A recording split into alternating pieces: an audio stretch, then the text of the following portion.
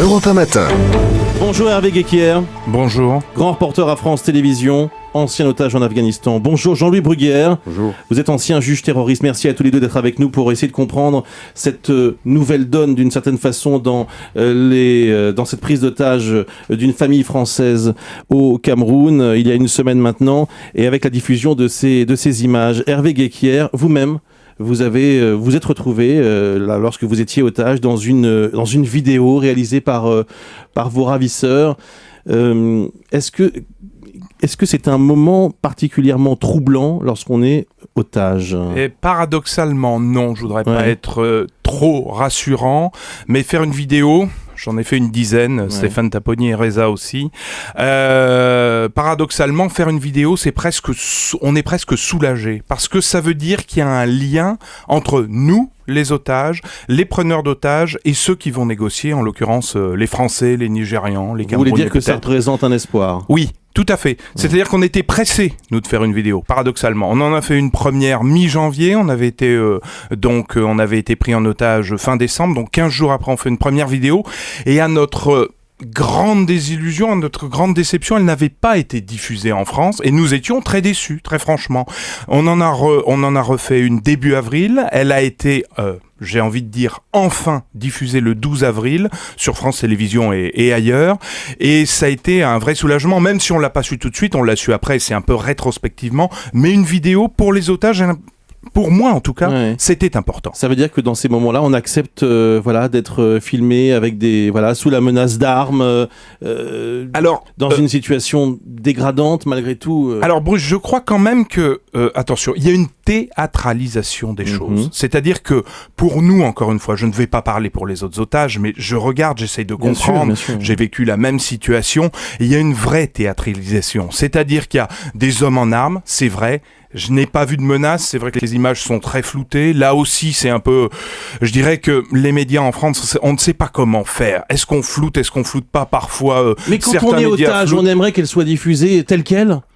Personnellement, oui. Pour d'autres otages, non. Ça dépend. Franchement, ça dépend. Là, lorsqu'il s'agit d'enfants, on peut peut-être imaginer que là, on respecte effectivement... là, il y a des adultes et des enfants, mais bon, ça, c'est un autre débat. Mais en tout cas, il y a une théâtralisation, ça ne veut pas dire qu'on est sous la menace d'armes. Nous, il n'y avait pas d'hommes en armes sur la vidéo. Il y avait Stéphane Taponnier et moi-même, c'est tout. Il n'y avait pas de drapeau des talibans, etc. Il n'y avait pas toute cette mise en scène qu'il y a d'habitude et qu'il y a dans cette vidéo. Jean-Louis Bruguière, c'est évidemment intéressant ce que dit Hervé Guéquière à l'instant. Je rappelle que vous êtes, ancien juge antiterroriste. C'est un espoir pour les otages. C'est peut-être aussi un espoir à ce moment-là pour les ravisseurs. En tout cas, la volonté de faire passer des messages, d'engager des négociations. Qu'est-ce que ça veut dire cette vidéo au fond pour les ravisseurs ? Je crois que ce qui vient d'être dit, c'est très important, d'autant plus que c'est un témoignage vécu de l'intérieur. Je pense que premier élément, d'abord c'est une preuve de vie. Donc je veux dire, on est même si ce n'est pas daté malheureusement. Bien sûr que non. Et le temps de latence peut s'expliquer aussi par un certain nombre de mesures de prudence pour éviter la traçabilité, même si on utilise un média de type YouTube.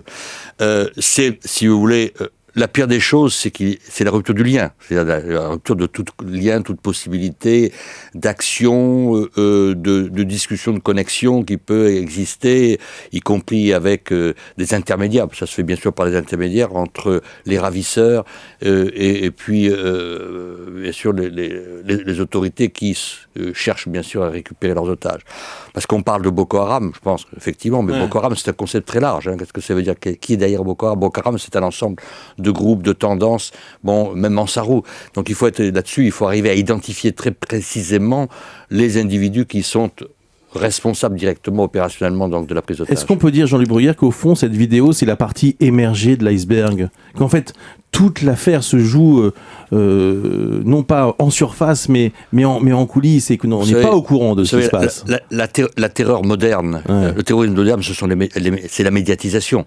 C'est la capacité extraordinaire que ces groupes ont eu de s'accaparer et d'utiliser avec donc toutes les nouvelles techniques de la communication et de l'information, notamment par Internet. Internet a changé le paradigme d'une certaine façon. Oui, c'est ce que de nous la terreur. expliquait d'ailleurs Guy Berenbaum tout à l'heure sur Europe 1, le fait que ce soit sur YouTube. Si votre première vidéo Hervé Guéquière avait été diffusée sur YouTube, elle aurait été immédiatement reprise. Là, vous, ça n'a pas marché tout de suite. Je pense que là, c'est un faux débat, YouTube ou autre chose. De toute façon, que ça soit ACMI, que ça soit les talibans, que ça soit d'autres groupes, ils ont, j'ai presque envie de dire, leur propre boîte de production. C'est-à-dire qu'ils font du montage, ils font de la diffusion, et que ça soit relayé par YouTube ou les talibans, par exemple, par un autre site, paraît-il hébergé quelque part dans un pays entre Arabie Saoudite et Qatar, eh bien, c'est pareil, ça va aussi vite. Ce qu'il y a, c'est que Internet, c'est un accélérateur de particules pour moi. Jean-Louis Bruguière, on est tous évidemment inquiets pour cette famille. On a vu ces enfants, même si leurs visages sont floutés. Qu'est-ce qu'on fait là maintenant? On négocie. Écoutez, c'est une situation extrêmement difficile. Je crois que moins on en dit, mieux ça vaut. Parce que c'est évident que là aussi tout est réversible. Ce que nous disons est lu, est écouté et disséqué par ceux-là même qui aujourd'hui détiennent nos otages. Donc il faut être extrêmement prudent dans la communication. C'est une arme, la communication, dans les deux sens. Je ne suis pas au sein du gouvernement et bien évidemment, je n'ai pas accès à des informations.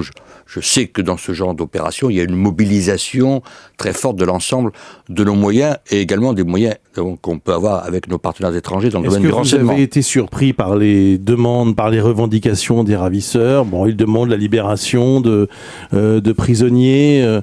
Honnêtement, on pouvait s'attendre à quelque chose de plus spectaculaire en termes de revendications. C'est-à-dire que c'est une revendication qui est relativement peu structurée. En termes, on voit bien qu'il y a trois axes importants. Bien sûr, il y a la France. Le lien avec le Mali, je ne suis pas certain que ce lien soit... C'est pas une récupération ou une instrumentalisation d'un événement qui est effectivement très mobilisateur. Il y a bien sûr Jonathan Goodluck qui est le Nigeria, il faut oublier. Et puis c'est intéressant le Cameroun. Parce que on voit bien c'est un élément d'internationalisation. Il y a eu des arrestations récentes faites au nord Cameroun d'éléments de Boko Haram. Qu'est-ce qui va se passer dans les heures qui viennent selon vous? Je crois que c'est pas ce qui se passe, c'est ce qui se passe aujourd'hui et ce qui se passait encore hier. Il y a une mobilisation très forte et une identification, bien sûr, tentative d'identification des groupes. Là aussi, c'est pas non plus évident de travailler d'autres pays, puisqu'on voit bien. Il faut travailler. C'est le Nigeria qui est quand même sur le terrain. Le problème, c'est que les prisonniers ne sont pas aux mains des Français, ils sont aux mains des Nigérians. C'était comme nous, les prisonniers étaient aux mains des Américains et aux mains des Afghans. Et les Français, finalement, sont un intermédiaire. Et donc, il faut négocier ensuite avec le gouvernement nigérian pour savoir s'ils veulent éventuellement libérer des prisonniers ou non. Hervé Guéquière, grand reporter à France Télévisions. Jean-Louis Bruguière, ancien juge antiterroriste. Merci d'avoir été avec nous ce matin sur Europe 1.